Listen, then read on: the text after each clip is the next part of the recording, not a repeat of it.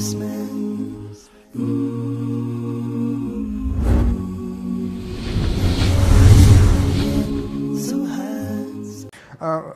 question that comes in my mind is, if you look at the global situation right now of the world, in the Muslim countries, we have religious minorities that are undergoing a lot of, how should I say, difficulties, and their rights in certain countries are suppressed as per certain non-Muslims.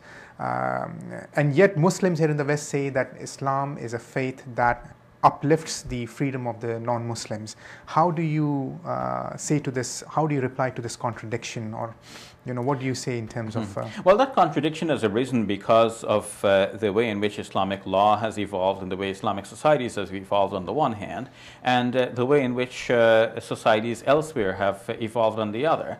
Actually, the way societies elsewhere have evolved on the other hand to promote human freedom and human dignity and so on, freedom of conscience, freedom of worship, freedom of association, freedom of religion, all of these are Islamic principles in fact, and they're built into the Islamic system, but for some reason the Islamic law, I mean we know the reasons, but the Islamic law and Islamic society has evolved to close in on itself and not to allow for this kind of dialogue and interaction and freedom and pluralism.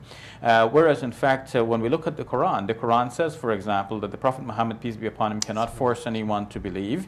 He has to allow for the freedom. In Surah 5 verse 48, God says that if he wanted, he could make all people believers, but he left it such so that he will judge finally among the people on the day of judgment. And he says in the meantime, فَاسْتَبِقُوا الْخَيْرَاتِ, race with each other in doing good things. So this verse emphasizes that there will be a plurality of religions. People will have different faith followings, and God allows it to be like that in this world, and then he will judge us on the life hereafter. On the subject of this hot topic called Sharia, a lot of non-Muslims claim that Sharia treats non-Muslims living in these Muslim lands as second-class citizens, and they refer to a particular terminology called dhimmis.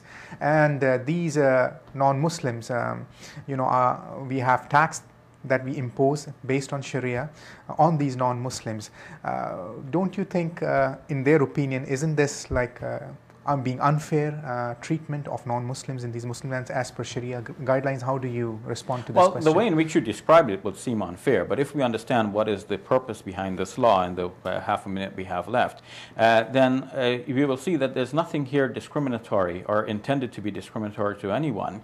Muslims have to pay zakat wherever they live, and this is a kind of tax, just like people pay taxes in the United States of America. Zakat means charity. It's a charity, okay. But you see, in a regulated way, in an Islamic state, it'll be paid to the state, and then the state would distribute this to all of the deserving heads.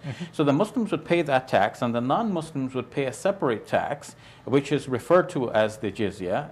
It's almost like the zakat, but it might be, the amount may vary depending on the needs of the situation. The purpose is not to penalize non-Muslims, but to get taxes from them as citizens of the state, but not to take it through a religious venue, which the zakat is normally paid through. So a Muslim would, with good conscience, pay the zakat, but a non-Muslim cannot be expected to pay the zakat, which also has a religious connotation. Since they do not share that religion, they pay a different tax, which is called jizya. Thank you for the clarification. Imam Shabir, thank you for your time. Thank you. You're welcome.